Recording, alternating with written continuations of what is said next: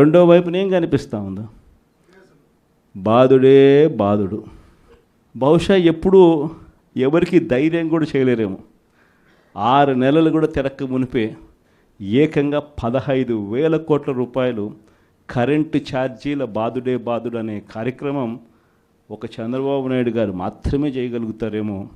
బహుశా ఇంకెవరు చేసేదానికి ధైర్యం కూడా సరిపోతేమో. కానీ ఈరోజు చూస్తే కరెంటు బిల్లులు చూస్తే బాధుడే బాధుడు కార్యక్రమం కనిపిస్తూ ఉంది. కరెంటు బిల్లులు ఒక్కటే కాదు, ఇలా ఏది చూసినా కూడా గ్రామీణ రోడ్లలో ఇక రాబోయే రోజుల్లో టోల్ అంట. అంటే గ్రామీణ రోడ్లలో వెహికల్స్ ప్రయాణం చేస్తూ ఉంటే నేషనల్ హైవేల మీద టోల్ కట్టే పరిస్థితి చూసినాం. ఇప్పుడు గ్రామీణ రోడ్లలో కూడా టోల్ వసూలు చేసే కార్యక్రమాలకు చంద్రబాబు నాయుడు శ్రీకారం చుడతా ఉన్నాడు. ఇంతటితో అయిపోలే. సబ్ రిజిస్టర్ ఆఫీసుకు పోతే రిజిస్ట్రేషన్ ఫీజులు పెంచే కార్యక్రమంతో మొదలు పెడితే మొట్టమొదటిసారిగా రిజిస్ట్రేషన్ ఫీజులే కాదు, రిజిస్ట్రేషన్ ఫీజులు స్థలాల మీదనే కాదు, రిజిస్ట్రేషన్ ఫీజులు ఆ స్థలాల్లో ఉన్న ఆ ఇళ్ళ మీద కూడా. మామూలుగా ఇంటి విలువ ఒక 20 ఏళ్ళు స్థలంలో ఒక ఇల్లు ఉంటాయి, 20 ఏళ్ళ తర్వాత ఆ ఇంటి విలువ ఎంత అంటే 0. ఎందుకనంటే ఆ ఇంటికి ఏం విలువ ఉంటుంది, 20 ఏళ్ళ ఇల్లు 15 ఏళ్ళ ఇల్లు అని అంటే. కానీ అట్ట కాదు, ఆ ఇల్లు ఉంటే చాలు, ఆ ఇంటికి కూడా మొట్టమొదటిసారిగా రేట్లు వాటికి కూడా పెంచి సబ్ రిజిస్టర్ ఆఫీస్లో ఇప్పుడు విలువ కట్టే కార్యక్రమాలు చేస్తూ ఉన్నారు. ఇలా ఏది తీసుకున్నా కూడా బాధుడే బాధుడు కనిపిస్తూ ఉంది. మరోవైపున చూస్తే చదువుకుంటా ఉన్న పిల్లలకు ఫీజులు అందడంలా. చదువుకుంటా ఉన్న పిల్లలకు మామూలుగా జనవరి, ఫిబ్రవరి, మార్చికి సంబంధించిన క్వార్టర్కి సంబంధించిన విద్యా దీవెన మామూలుగా మేలో ఇవ్వాలి, ఏప్రిల్లో వెరిఫికేషన్ చేయాలి, మేలో మామూలుగా ఫీజులు వెనక్కి ఇవ్వాలి, ఫీజులు ఇవ్వాలి ఆ పిల్లల తల్లుల ఖాతాల్లోకి. మనం ఉంటే అదే జరిగేది. జనవరి, ఫిబ్రవరి, మార్చికి సంబంధించి ఏప్రిల్లో వెరిఫికేషన్ చేసి మేలో ఇచ్చే పరిస్థితి. కానీ మొట్టమొదటిసారిగా ఎవ్రీ క్వార్టర్ అంటే ప్రతి 3 నెలలకు ఒకసారి మన హయాంలో చదివించే తల్లిదండ్రుల ముఖంలో చిరునవ్వు చూస్తూ ఏ పిల్లాడి చదువు కూడా ఆగిపోకుండా అడుగులు వేస్తూ ప్రతి 3 నెలలకు ఒకసారి మనం ఫీజులు ఇస్తూ ఉన్న కార్యక్రమం విద్యా దీవెన, వసతి దీవెన కింద మనం ఇస్తూ ఉంటే ఈరోజు మొట్టమొదటిసారిగా జనవరి, ఫిబ్రవరి, మార్చి బాయ్, ఏప్రిల్, మే, జూన్ బాయ్, జూలై, ఆగస్ట్, సెప్టెంబర్ బాయ్, అక్టోబర్, నవంబర్, డిసెంబర్ బాయ్, మొత్తం 4 క్వార్టర్స్కి సంబంధించిన ఫీజులు 700 కోట్లు ఇంటూ 4 అంటే 2,800 కోట్లు డ్యూ. వసతి దీవెన కింద మామూలుగా ప్రతి సంవత్సరం ఏప్రిల్ మాసంలో 1,100 కోట్లు మనం బటన్ నొక్కి నేరుగా పిల్లల చేతుల్లో పెడతా ఉంటే అది పాయ. మొత్తానికి విద్యా దీవెన, వసతి దీవెన కింద 3,900 కోట్ల రూపాయలు చంద్రబాబు నాయుడు గారు ప్రభుత్వం వచ్చిన తర్వాత ఫీజులు అందక మొట్టమొదటిసారిగా పిల్లలు చదువులు మానేస్తూ ఉన్న పరిస్థితి రోజు కనిపిస్తూ ఉంది. మొట్టమొదటిసారిగా ఆరోగ్యశ్రీ పరిస్థితి, నెలకు 300 కోట్ల రూపాయలు ఆరోగ్యశ్రీకి వైఎస్ఆర్సీపీ హయాంలో అమలు చేస్తూ ఏకంగా 1000 ప్రొసీజర్లు ఉన్నదాన్ని 3,300 ప్రొసీజర్లకు తీసుకొని పోయి ఏకంగా 25 లక్షల దాకా ప్రతి పేదవాడికి ఉచితంగా వైద్యం అందించే కార్యక్రమానికి శ్రీకారం చుట్టి గొప్పగా ఆరోగ్యశ్రీ పథకాన్ని మనం అమలు చేస్తే, ఆరోగ్యశ్రీయే కాకుండా ఆరోగ్య ఆసరా కూడా ఇస్తూ మనము చేస్తే ఈరోజు ఆరోగ్యశ్రీకి సంబంధించి ఇప్పటికే చంద్రబాబు నాయుడు గారు ప్రభుత్వం వచ్చిన తర్వాత ఇప్పటికే ఈ 8 నెలల కాలంలోనే ఏకంగా మార్చి నుంచి తీసుకుంటే ఏకంగా 3,000 కోట్ల రూపాయలు బకాయిలు ఆరోగ్యశ్రీ.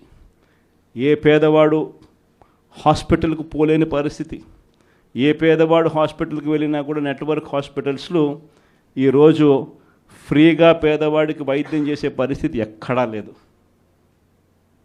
ఈరోజు వైద్య రంగానికి సంబంధించిన పరిస్థితి ఇది.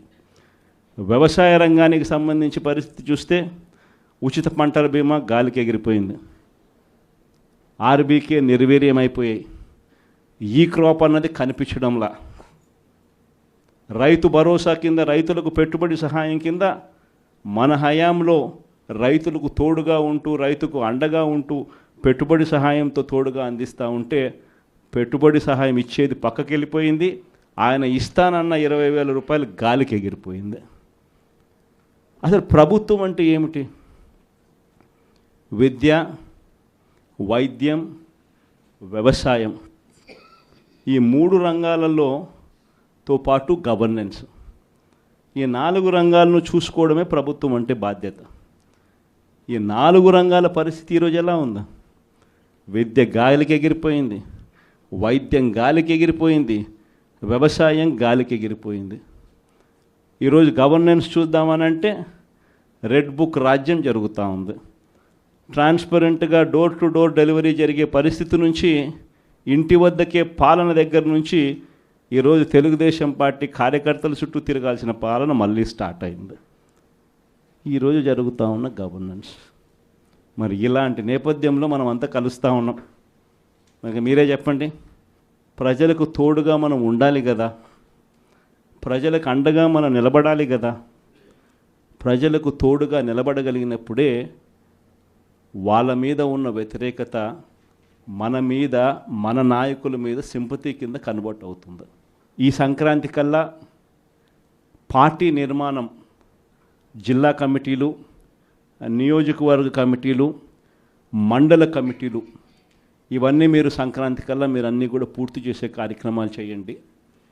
దాని తర్వాత జనవరి, ఫిబ్రవరి నుంచి, జనవరి చివరిలో కానీ ఫిబ్రవరి మొదటి వారం నుంచి కానీ నా ప్రోగ్రాములు కూడా స్టార్ట్ అవుతాయి. నేను కూడా జిల్లాలకు వస్తాను, నేను కూడా జిల్లాల్లోనే నిద్ర చేస్తాను. ప్రతిరోజు ఒక 2 నియోజకవర్గాలు చొప్పున కార్యకర్తలందరితో కూడా మమేకమయ్యే కార్యక్రమం చేసే కార్యక్రమానికి శ్రీకారం చుడతాను. నా ప్రోగ్రాంలో ఒకసారి స్టార్ట్ అయిన తర్వాత మండల స్థాయి నుంచి గ్రామ స్థాయి దాకా పార్టీ బలోపేతం చేసే విధంగా చర్యలు తీసుకునే కార్యక్రమానికి మనం శ్రీకారం చుడతాం. విలేజ్ కమిటీసు, బూత్ కమిటీసు, వీటిని సంబంధించి ఎలా వీటిని అన్నిటినీ కూడా బలోపేతం చేయాలి, వీటిని అన్నిటినీ ఆర్గనైజ్డ్ పద్ధతిలోకి ఎలా తీసుకుని రావాలి. సోషల్ మీడియా అన్నది ఒక బలమైన ఆయుధంగా కూడా మనం ఎలా ఉపయోగించుకోవాలి అన్నది కూడా చెప్పేటివన్నీ కూడా నేను ఎప్పుడైతే జిల్లాలకు వస్తానో అప్పుడు నా కార్యక్రమంలో ఇవన్నీ కూడా మీరు నేను అందరం కలిసికట్టుగా డిస్కస్ చేసి ఇవి గ్రామ స్థాయిలోకి పర్కులేట్ అయ్యేట్టుగా మీరు నేను అందరం కలిసి అడుగులు వేస్తాం. ఎందుకనంటే ఈరోజు మనం యుద్ధం చేసేది ఒక చంద్రబాబుతో కాదు, ఒక ఈనాడు, ఒక ఆంధ్రజ్యోతి, ఒక TV5, ఇలాంటి ఒక చెడిపోయిన ఒక సామ్రాజ్యంతో యుద్ధం చేస్తూ ఉన్నాం. వీళ్ళని ఎదుర్కోవాలి అంటే, ఆ మీడియా సామ్రాజ్యాన్ని మనం ఎదుర్కోవాలి అంటే మనకున్న ఏకైక అస్త్రం మన చేతుల్లో సెల్ ఫోన్. ప్రతి ఒక్కళ్ళం మనలో మన దగ్గర నుంచి మొదలెడితే గ్రామ స్థాయిలో ఉన్న ప్రతి విలేజ్ కమిటీ మెంబర్ దగ్గర నుంచి బూత్ కమిటీ మెంబర్ దాకా ప్రతి ఒక్కరికి కూడా వాళ్ళ ఫోన్ అనేది ఒక ఆయుధం కావాలి.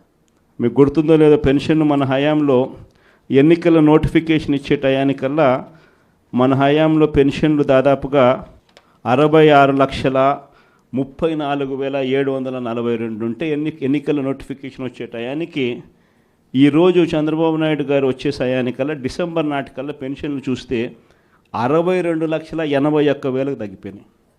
అంటే 3,53,000 పెన్షన్ ఇప్పటికీ కటింగ్. ఇది కాక ఇంకా వికలాంగుల మీద చంద్రబాబు నాయుడు మళ్ళీ ఒక కమిటీ వేసి ఇంటింటికి వికలాంగులు ఎలా ఉన్నారు అని చెప్పి ఇంటికి పంపించి వాళ్ళ పెన్షన్ ఎలా కట్టింగ్ చేయాలని చెప్పి అప్పుడే స్టార్ట్ చేసినాడు. అంటే ఈయన ఉద్దేశం ఈ మార్చి కల్లా ఇంకొక 3 లక్షల పెన్షన్ తగ్గించాలని. సో లెఫ్ట్ రైట్ సెంటర్లు పెన్షన్ తగ్గిస్తూ ఉన్నారు. పెన్షన్ ఎవరికైతే రాకుండా పోతుందో వాళ్ళు ఫోటో తీయడం పెట్టడం, ఎందుకు నాకు పెన్షన్ ఇవ్వడంలా. అలా మా స్కూళ్ళ పరిస్థితి ఏమిటి, మా కాలేజీల పరిస్థితి ఏమిటి, మా ఊరిలో ఉన్న హాస్పిటళ్ళ పరిస్థితి ఏమిటి అని ప్రతి విషయంలో కూడా మనము ప్రతి కార్యకర్త కూడా విలేజ్ లెవెల్లో ఉన్న కార్యకర్త దగ్గర నుంచి నియోజకవర్గ స్థాయి లీడర్ వరకు కూడా ప్రతి ఒక్కరూ కూడా ఈ ఫోన్ అనే ఒక ఆయుధంతో ప్రజలను జాగృతం చేయాల్సిన అవసరం ఉంది. ఇవన్నీ కూడా రాబోయే రోజుల్లో గ్రామ స్థాయిలోకి మనం తీసుకొని పోయి ప్రతి ఒక్కరిని కూడా జాగృతి చేసే కార్యక్రమం ఉంది. ఇన్ఫ్యాక్ట్ ఇవన్నీ కూడా రాబోయే రోజుల్లో అందరం కలిసికట్టుగా అడుగులు వేసి చంద్రబాబు నాయుడు గారి ప్రభుత్వాన్ని గట్టిగా నిలదీసే కార్యక్రమం చేయాలి. బహుశా కార్యకర్తలకు సంబంధించి ఇంతవరకు ఒక మాదిరిగా చూసాం. కార్యకర్తలను ఇక్కడ కాదు, కార్యకర్తలను ఇంకా గొప్పగా చూసుకునే కార్యక్రమం కూడా జరగాల అని చెప్పి కూడా ఆలోచన చేస్తాను. మీ అందరికీ కూడా నేను ఈ విషయం భరోసా ఇచ్చి కూడా చెప్తా ఉన్నా. ఈసారి మాత్రం కార్యకర్త అనేవాడు వైఎస్ఆర్సీపీ జెండా మోసిన ప్రతి ఒక్కరికి చెప్తా ఉండా, ఈసారి జగన్ మీకు ఖచ్చితంగా భరోసా ఇస్తాడని చెప్పి మాత్రం హామీ ఇస్తాను. ఎందుకనంటే ఈ మాదిరిగా ఎప్పుడు కూడా పరిస్థితి ఎప్పుడు చూడలా, మొట్టమొదటిసారి చూస్తూ ఉన్నాం ఈ మాదిరిగా పరిస్థితి.